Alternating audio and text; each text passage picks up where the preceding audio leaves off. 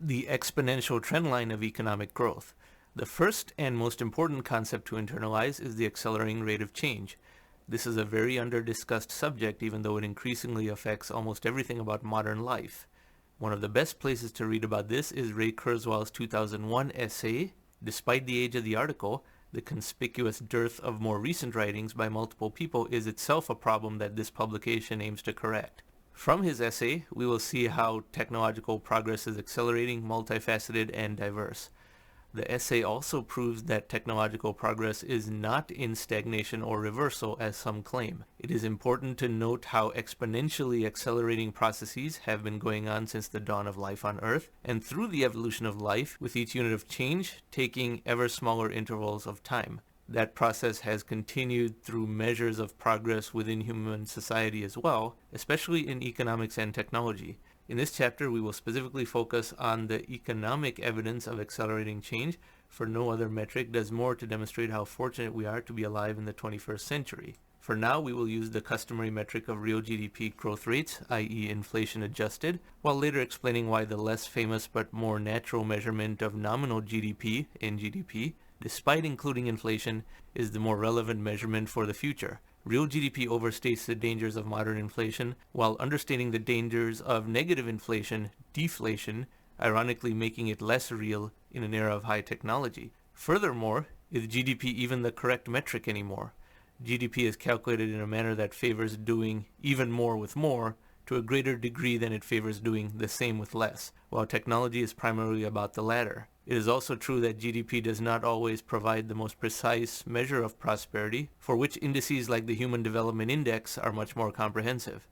Asset prices, the stock market, real estate, etc., are a far better metric of actual progress, since both the positive, exponential growth, and the negative, inequality of gains, are captured more accurately. Plus, the combined price of assets cannot be distorted by deficit spending. But for lack of a better alternative in tracking centuries of progress, as stock market data does not go back nearly that far, we will use GDP for the purposes of these calculations. Economic growth through the ages.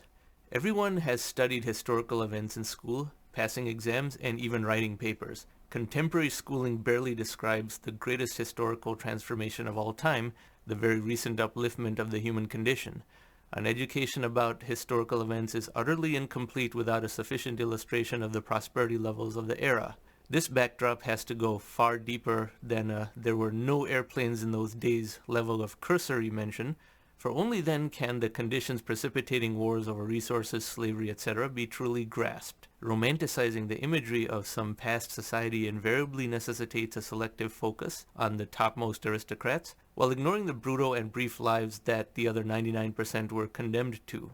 Effectively, any lament about how good things were then is an inaccurate fictionalization. We are presently accustomed to per capita real growth rates of almost 3% a year for the world economy, and consider this to be a status quo cruising speed, as though such a growth rate has always existed. In reality, such growth rates did not begin until the middle of the 20th century. In the 19th century, the average world growth rate was much lower, at about 1% per year. Before that, annual growth rates were a fraction of 1% from the 16th through the 18th centuries, and virtually 0% for the thousands of years of human civilization before that. The accelerating rate of economic growth, which is the second derivative, mind you, has not stopped, despite how lackluster present conditions may feel. Let us examine the above two charts, click to expand, which indicate world GDP in current dollars on a linear scale, 1960 to 2018, and then the S&P 500 stock market index, 1939 to 2019. The exponential nature of economic growth is apparent from both charts, but each depicts the trajectory in a different light. If you projected the same trend forward just a few more years, we can see that a much higher level of prosperity arrives in force, particularly with the more accurate indicator of the stock market. The topic of adjusting for inflation may arise, but as we will see in a later section, current methods of calculating inflation overstate inflation rates and are thus starting to become obsolete. We have world GDP estimates going back centuries, and if we take a simple linear regression of past data and project it until the year 2050 on a third chart with a logarithmic scale on the vertical axis, we get a window into the future.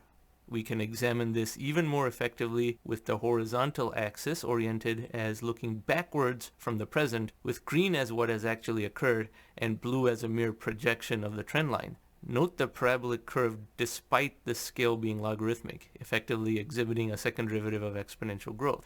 The accelerating nature of economic growth, going back centuries, is apparent when the chart is presented in this way and proves that it could not have existed until recently.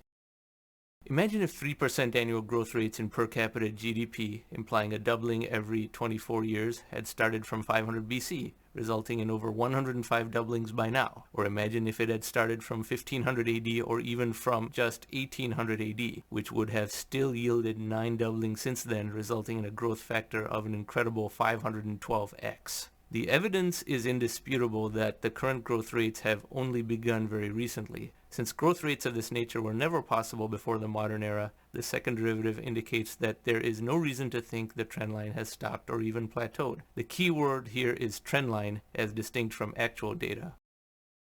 If thousands of years of nearly 0% growth can be followed by a century of 1%, several decades of 2%, and then another few decades of 3% growth, simple mathematical extrapolation of that trend implies much higher growth rates in the near future. This fourth chart is an extension of the same chart backwards 2,500 years. As we can see, the steep trajectory of growth has never at any time halted or reversed. In terms of simple multipliers, the rise from 1% to 3% trendline growth is no different proportionally than a rise from 3% to 9% growth later on in the curve. Mathematically, this should not seem any more rapid for the estimated year the curve intersects than today's growth rates would have seemed in the 19th century.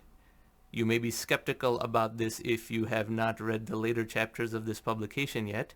Is an unstoppable progression of ever-rising growth rates a believable outcome? Since past performance is not always a predictor of future outcomes, surely we cannot just project the trendline to a point where in just a few decades even ordinary people are destined to have great prosperity. Is there some ceiling of human productivity that we have arrived at? How will most people acquire the skills to produce that much output? Is it not inevitable for the law of large numbers to eventually catch up, even if an identical skeptic in the 19th century would have been proven wrong had he dismissed an accurate prediction of 2020 prosperity as too optimistic? The crucially unpredictable ingredient in such projections is that of nation-state risk. Economic growth within an individual country does not just happen without the right set of conditions. Sometimes the wrong policies, centralized micromanagement, or ossified assumptions can lead to economic decline, such as the Great Depression. Recoveries since these calamities have generally returned world GDP back to the trendline as though the crisis never happened, with the more accurate metric of asset prices rebounding to the trendline even faster. But some nations often leapfrog others in the process of the global mean reversion, capturing a disproportionate share of the recovery. The most prominent example is of how China and India jointly declined from being 40% of world GDP in 1820 to just 2% in 1975, even as the aggregate world GDP trendline was a smooth exponential curve throughout that period. This period was essentially the dark ages for China and India, precisely coinciding with when the West was outperforming them by the greatest margin. The rapid recoveries of China, and to a lesser extent India since then, can be seen as the start of a process of mean reversion to historical norms of GDP share, assisted by the steeply rising world trendline. The two nations are now jointly 20% of world GDP and may very well recover all the way up to the traditional 40% in a matter of years, not decades or centuries. There's reason to believe that the economy may force a toppling of obstacles preventing the trendline from reverting back to its natural state. So far, this trajectory has reverted to the exponential trendline through world wars, economic depressions, plagues, and the dissolution of empires. Yet most advanced and even middle-income countries today somehow appear to be stuck in a lengthy malaise of subpar GDP growth combined with little or no inflation. There seems to be a resigned acceptance of a melancholy real per capita growth rate of under 2% in the US and under 1% in Europe, even though this is less than what was seen in the 1990s. The default assumption appears to be that this will be the norm for the foreseeable future, in direct violation of the expected accelerating gradient of growth. Even worse, the nominal GDP that the US normally sees has fallen from over 6% prior to 2007 to under 4% now, which adds a poorly understood but nonetheless substantial damper on economic vibrancy and the pace of innovation. As more years of this divergence accumulate, the opportunity cost is rising. The world can no longer afford to continue to ignore how technology has altered the fundamentals of macroeconomics. Continue to Chapter 3. Technological disruption is pervasive and deepening.